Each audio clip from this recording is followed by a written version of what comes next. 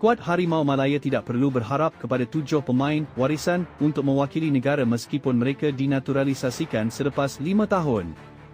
Pemerhati bola sepak, Prof. Madya Dr. Zulakbal Abdul Karim berkata, skuad kebangsaan seharusnya melupakan sahaja hikmat pemain terbabit memandangkan mereka terpalit dengan insiden yang memalukan bola sepak negara.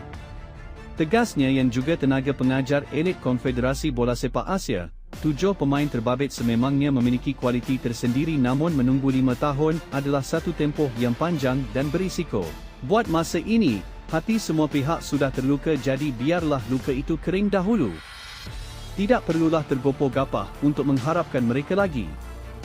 Macam-macam perkara boleh berlaku dalam tempoh 5 tahun ini. Mungkin prestasi mereka merudum dan usia semakin meningkat.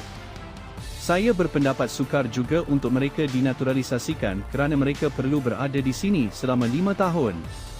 Kebanyakan mereka juga beraksi di luar negara.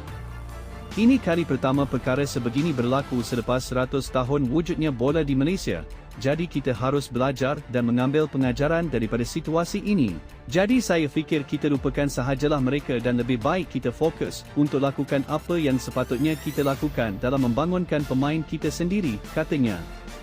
Pemain-pemain ini tidak layak untuk mewakili Malaysia walaupun selesai menjalani penggantungan selama 12 bulan.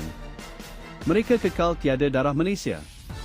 Mereka masih boleh mewakili Malaysia jika berada di sini selama 5 tahun menerusi proses naturalisasi, kata Nick Erman, Peguam Sukan dan Komersial.